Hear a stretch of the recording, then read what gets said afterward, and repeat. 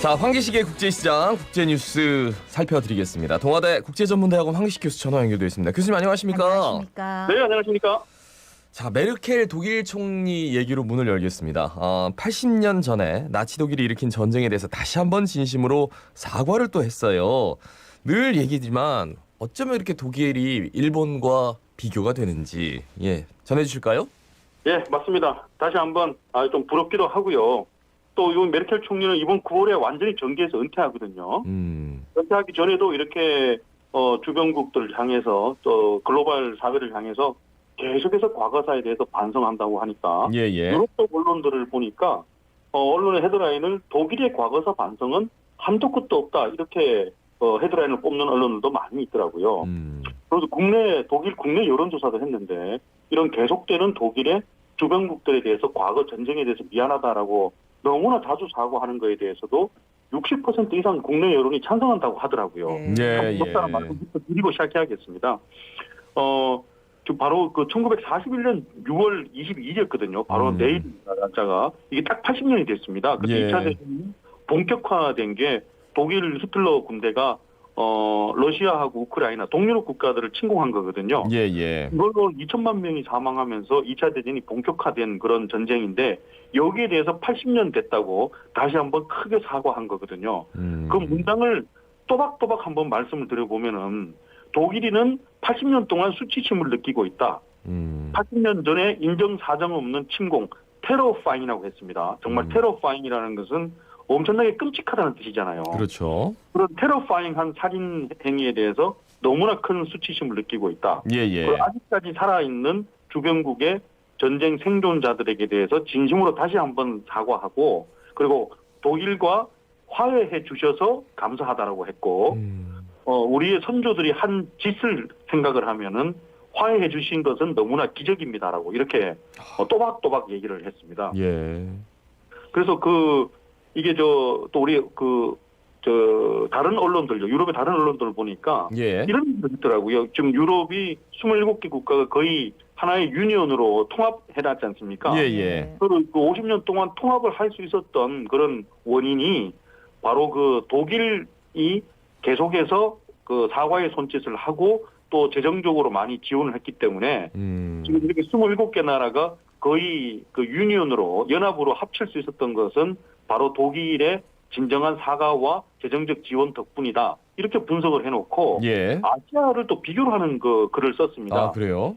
아시아 국가들도 전쟁이 있었고 지난 70년이 흘렀는데 유럽처럼 이렇게 유니온 연합이 되지 않고 아직 갈등과 대립이 있는데 이것은 독일처럼 사과를 해야 되는데 사과를 하지 않고 있는 국가의 원인이 있을 수 있다라고 했습니다. 그러면서 마지막에 이제 재팬이라고 해놨는데 여기 대해서는 진짜 유럽에서도 다 인정을 하는 거니까 한 번 더 이 계기를 이걸 계기로 한번 우리가 생각을 해봐야겠습니다. 근데 일본이라는 그 명칭을 넣었다는 게 그 기사에 굉장히 좀 이례적이긴 하네요. 유럽에서는요 교과서에도 이런 단어를 씁니다. 과거사는 유럽에서는 문제가 저먼 프로브럼, 즉 독일이 문제를 일으키고 아시아에서는 재팬 프로브럼이라고 유럽에서는 교과서에 그렇게 명기되어 있습니다. 그런데 우리 막상 당사자인 아시아 국가에서는 재팬 프로브럼이라는 단어를 쓸 수가 없는 것이 문제죠. 네.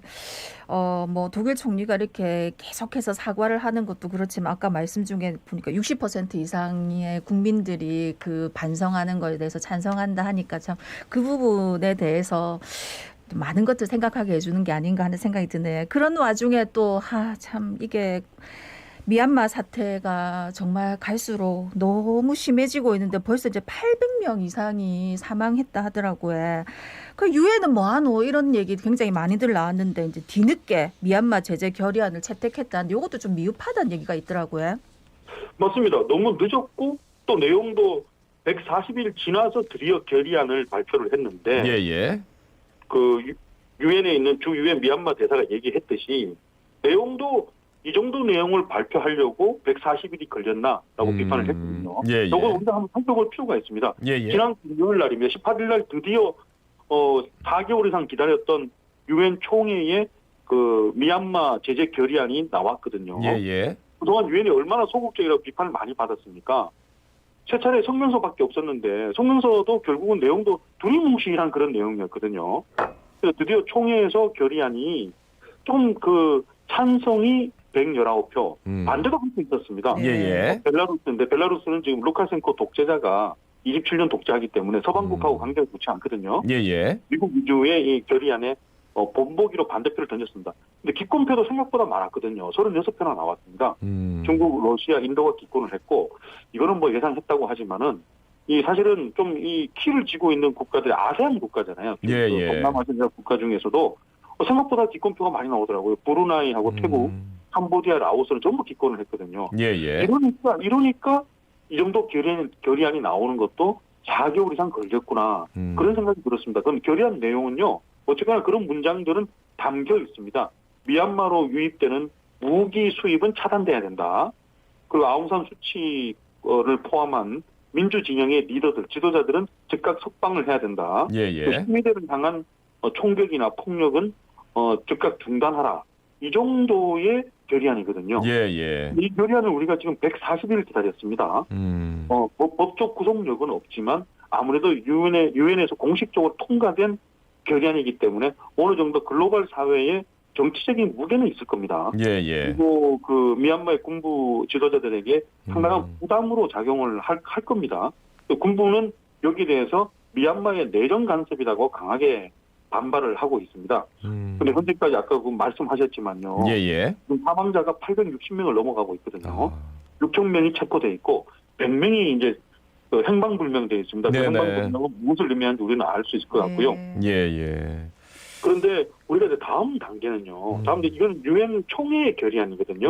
아까 말씀드렸지만 강제력도 없고 법적 구속력도 없고 또 유엔군이 동원되는 군사적인 제재도 여기는 없거든요. 그래서 다음 단계는 바로 이제 유엔 안전보장 이사회의 제재 결의안입니다. 그러면은 거기는 실질적으로 이제 유엔군을 포함한 군사적인 제재도 가할 수가 있거든요. 그래서 유엔 안전보장 이사회의 제재 결의안인데 이건 다음 단계인데 여기에 그 중국하고 러시아가 생각을 달리하기 때문에 여기 실질적인 제재 결의안은 통과가 안 되고 있습니다. 그런데 한 가지 더 말씀드려야 되는 게 지금 현재 유엔의 리더가 안토니오 구테르스 사무총장이지 않습니까? 그렇죠. 지난주에 이 유엔 결의안에 함께 포함돼서 5년 연임이 드디어 결정이 됐거든요. 그래서 5년 더 재임할 수 있게 됐습니다.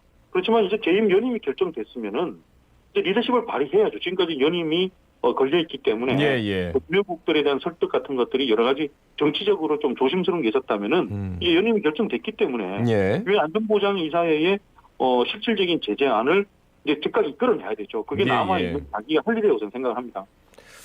참 어렵네요. 그리고 지금 기권을 한 나라가 중국, 러시아까지는 알겠는데 인도도 포함되어 있고 태국, 캄보디아, 라오스. 그러니까 주변 국가들은 다 기권을 한 거예요. 맞습니다. 그러니까 오히려 군부한테 막 이 결과만 놓고 본다면 그렇게 뭐 썩 제재가 될까? 그리고 그 사람들이 좀 자극을 받을까? 영향력이 있을까라는 생각이 자꾸 듭니다.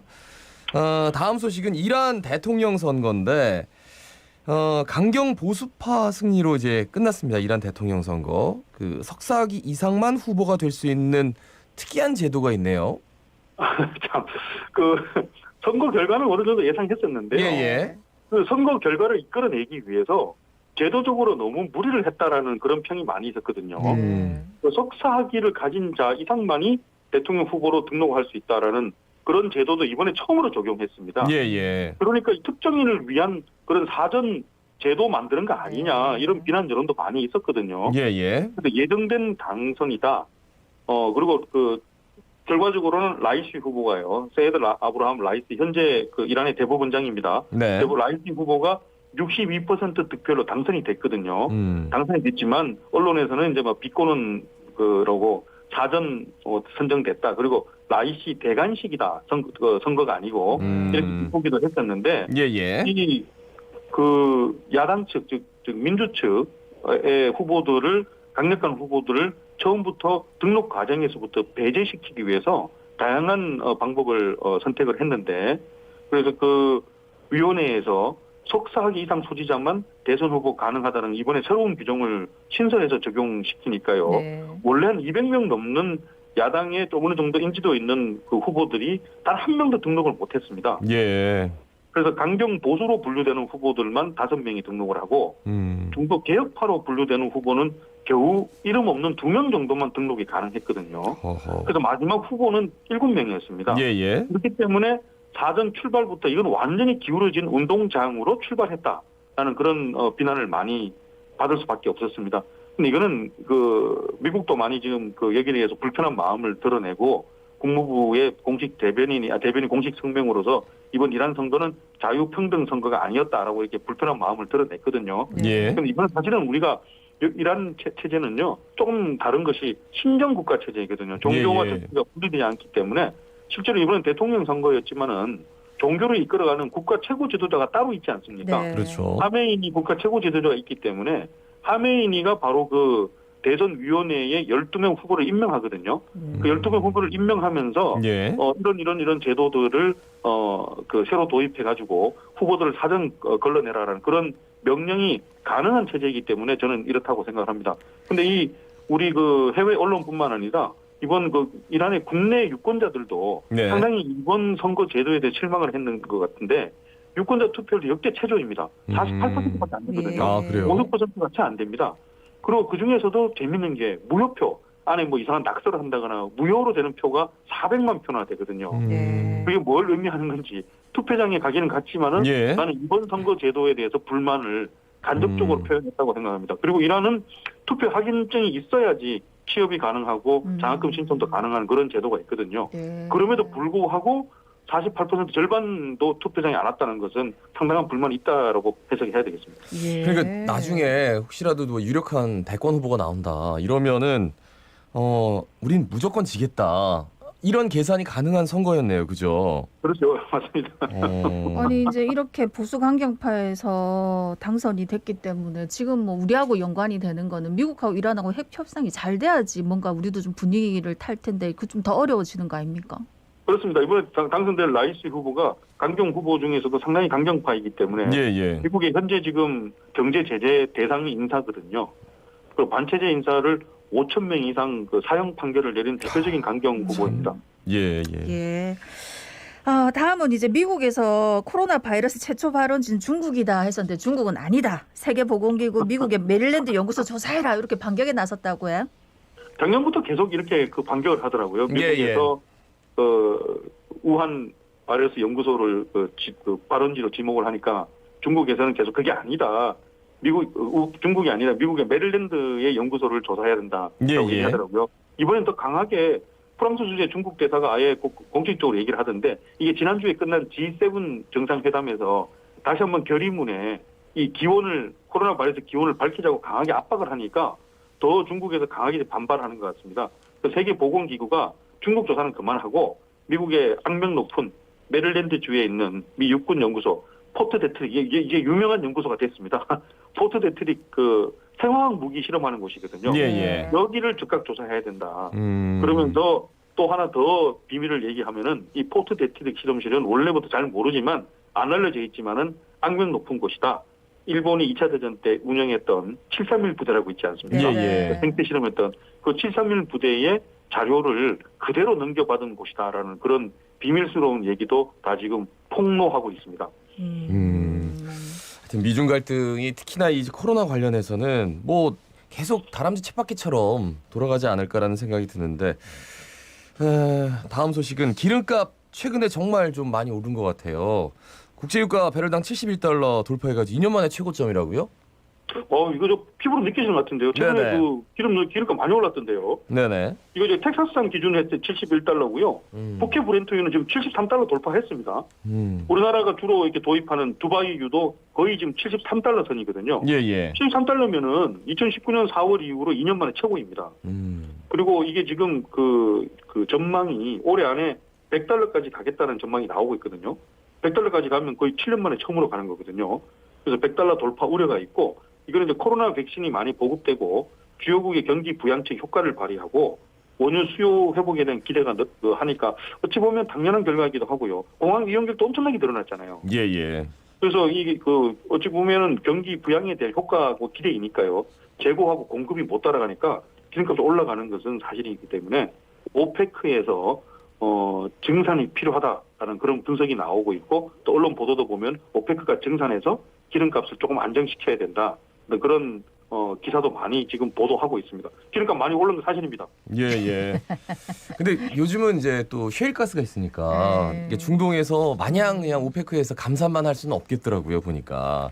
예. 아니 근데 이제 기름값 같은 경우에는 유가에 영향을 미치는 요인이 있을 때 오를 때는 금방 반영이 되는데 실제 우리 소비자 입장에서 그렇죠. 내릴 요인이 있으면 그게 또 반영될 때도 한참 오래 걸리더라고요. 왜 이렇게 안 내리지? 그러니까 예, 이런 생각 들죠. 왜 이런지 모르겠네. 예. 그럼 설명을 하죠. 뭐 3개월 전에 오른 게 예. 반영된 거라. 근데 당장 오르면 금방 반영되고 예. 그죠? 예. 말씀 여기까지 있습니다. 고맙습니다. 고맙습니다. 네, 고맙습니다. 자, 지금까지 동아대 국제전문대학원 황기식 교수였습니다. 예. 제가 이제 휴가를 갔는데도 보니까